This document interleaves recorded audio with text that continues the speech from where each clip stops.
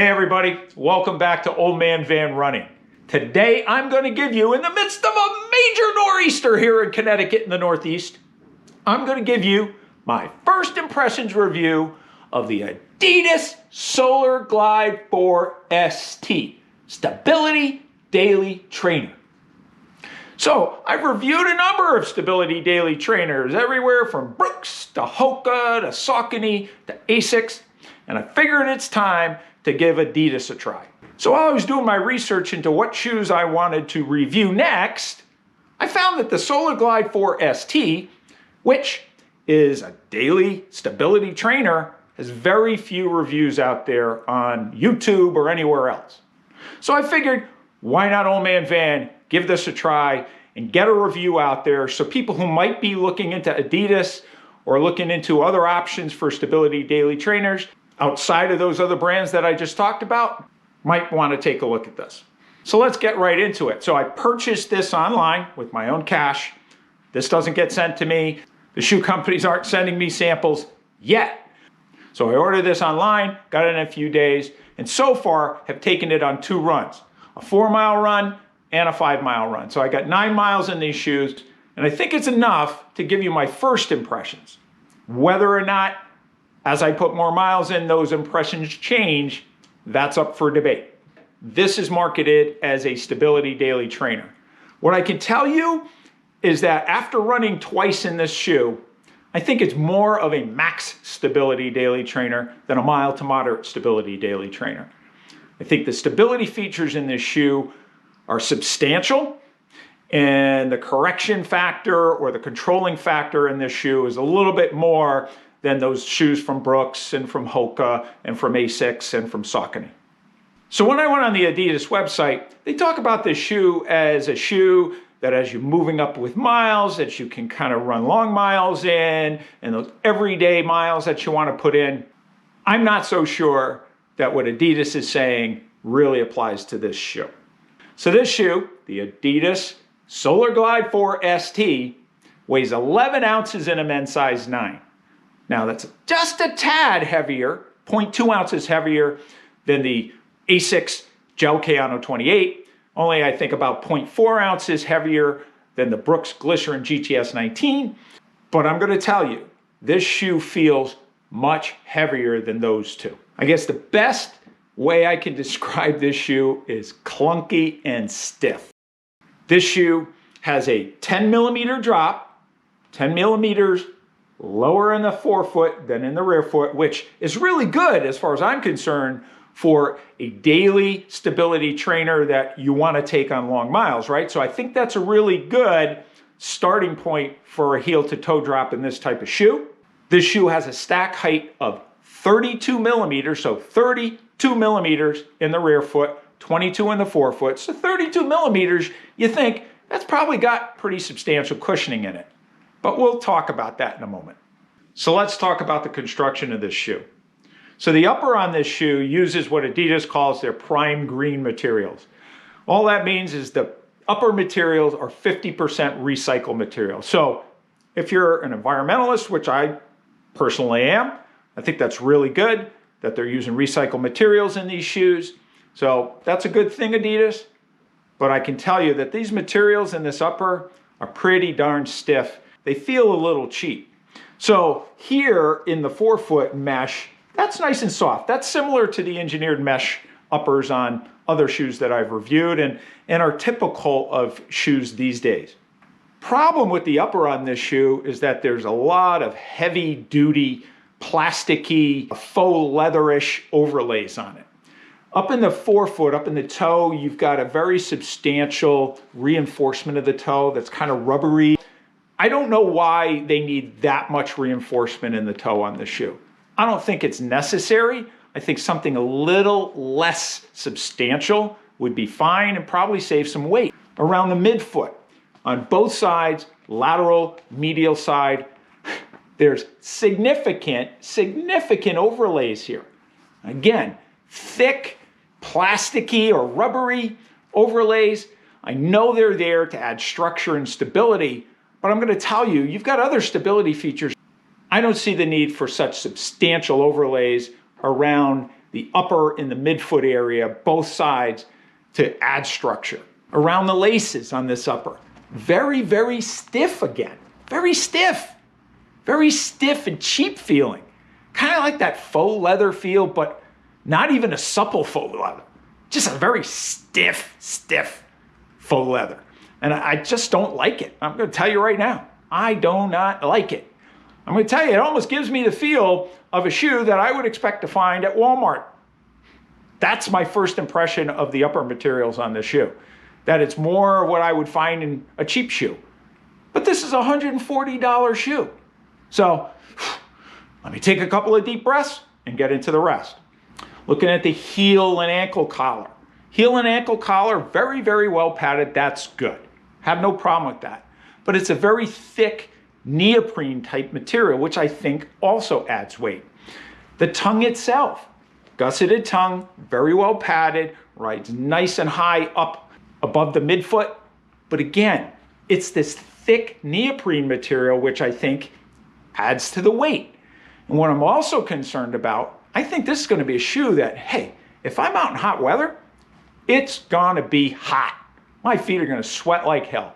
I don't think this shoe is going to be a breathable option for hot weather. Heel counter. The heel counter is nice and structured on the side, so that's good. That's good. It's got this nice split in the heel, so there's no structure right in the middle, and that's designed to remove pressure, to relax pressure on your Achilles, so that's good. Felt pretty comfortable. I had a good lockdown in this shoe. But again, I just think there's just too much structure. I think it's overbuilt. I think the materials are heavy, and I think that just adds to the overall heavy feeling in this shoe. Let's talk about laces while we're up here. The laces, they're kind of stiff too. Stiff, kind of waxy, but not like where the wax is going to wear down. Just very, very stiff. And again, to me, it gives me a cheap feeling for those laces. What I did find was that they're extra short. They seem plenty long enough if I only lace them here. Okay, if I only lace them here, plenty long enough. But I like to use running laces. I normally go to the very last eyelet and then loop it through using a runner's lacing, and I can't do that in the shoe. I can barely get a knot tied, and I absolutely can't double knot it. And I double knot my shoes so that I'm not stuck in the middle of the run with my laces coming loose and having to stop and retie my laces. Adidas, you gotta fix that. The main part of this midsole is the Adidas Boost material, and that's this white material here. It's pretty soft. In and of itself, if this shoe was primarily the Boost material, I probably really like it because I think it's a pretty good midsole material. Problem with this shoe is you don't really get the full benefit of that Boost material because of the stability features. As you can see, and let me move these laces out of the way, you see this gray material. This is their stable frame. And the stable frame runs around the entire shoe. And that's designed to kind of keep the foot kind of stable. If that's all you had, I think you'd probably be pretty good. But Adidas has also added some much more solid type of stability features that I think just is overkill. Let's start with a medial post. Okay, you've got this stable frame. Yeah, this stable frame. You've got the stable frame that goes around the entire shoe. Then you've got this medial post, which is hard plastic material. I don't know why you need that if you've got the stable frame. Be perfectly honest. And then if you look underneath here, you've got this torsion system. This torsion system, which is really hard plastic here, you can see that? That's hard plastic. That creates even more stiffness in this shoe. And I just don't think it's necessary. And it adds weight. To add insult to injury, let's go to the outsole. First, I'm going to say I like the outsole. I like the outsole from a durability perspective. It's this continental rubber. That's good. That's good. Very, very tough rubber, right? But look at how much of it there is. It covers the entire sole except for this middle piece, which has that torsion system, that's hard plastic. You can see under here, you've got the Boost midsole material that actually goes the full length of the shoe. But then again, you've got this stable frame here, and you've got all those other plasticky, hard material there that kind of adds weight and firmness to this shoe. But there's too much rubber. There's too much outsole rubber. And it makes this shoe extremely stiff. Extremely stiff. Now, Adidas says there's stretch web. They call this stretch web, which is the same, it appears to me, to be the same outsole material as the black. And supposedly that's supposed to give more flexibility in the shoe. I didn't feel it at all. This is a stiff shoe, inflexible. And when you run in it, it's clunky. That's the best I can say. It feels stiff and clunky. Easily, Adidas, you could save weight if you reduce the amount of outsole coverage on here, and you would still, if you have it in the strategic areas, the heel strike areas, and in the forefoot, you'd still have that durability and save a lot of weight, and it would be much better of a shoe. So how did it feel out there on the roads? How did the Solar Glide 4 ST feel out on the roads? Well, my first run, it felt stiff, it felt clunky, the midsole felt firm, even firmer than the Saucony Guide 14. I'm going to be honest with you, I was really surprised. And I figured, you know what, it probably needs a little break-in period. Most of the new shoes I've reviewed don't need much break-in at all. This shoe, however, felt almost like, because the stiff materials in the upper and the stiff outsole on the shoe, that I probably needed to get some runs in it to kind of break it in a little bit. So I'm like, okay, jury's still going to be out. I'm not going to say it's a horrible shoe yet until I get a few runs in it. The first 4 miles, it felt stiff. It felt clunky. It was comfortable enough on my foot, so I wasn't getting blisters, I had enough room in it, but just the ride felt clunky. I didn't feel there was any responsiveness. If you recall my ASICS Gel Kayano 28 review, I didn't feel that shoe was as responsive as, say, the Brooks Glycerin GTS 19. Well, this shoe is not as responsive as the ASICS Gel Kayano 28. And it's definitely not as soft. Okay, so it's stiff, it's inflexible, it's heavy, it's clunky. Will this shoe be fine for those long, slow runs that it's supposedly designed for?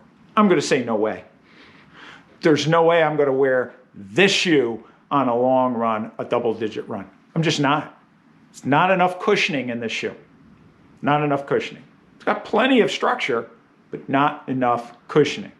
After 5 miles on my second run, I was starting to get some hip pain. I just felt like I was A, overcorrected, B, there wasn't enough cushioning, so my legs were getting a little beat up in that.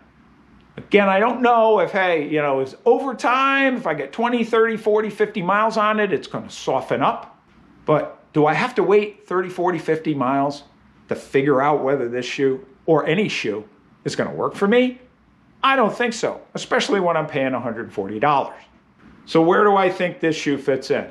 Well, I think if I do keep this shoe, and I have 60 days to return it, if I do keep this shoe, where I think it probably would fit in best for me is on a day like today, when we're in the midst of a nor'easter, we have a lot of snow on the ground, the weather's crappy, and I really need good traction, almost like a trail shoe. That outsole, I think, would be really good for that.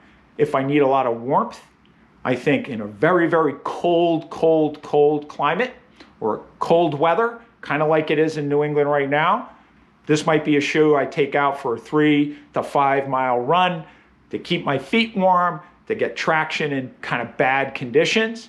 Maybe that's a good place for this shoe. Once we get into the better weather, I just don't know that this is a shoe I'm going to reach for. I'm being honest with you. So if you would ask me what my rating would be on this shoe, I'm going to tell you, I'd probably give this shoe at most a 7 and maybe a 6.5. I just think it's A, too heavy, B, too stiff, materials are too stiff and overbearing, laces are too short, think it's going to be too hot. I just think this is not a great stability option for me. Thanks again for watching this video. I appreciate it. If you got to this point, that's really, really good. I do appreciate it. By all means, down below, hit the thumbs up button. And remember, you can also hit the thumbs down if you don't like it, but please leave comments, good, bad, as long as they're constructive. If you'd like to get more videos from Old Man Van Running channel, by all means, subscribe and hit the notification bell. Again, I appreciate you watching this video. And remember, lace up those shoes, let's get out on the roads.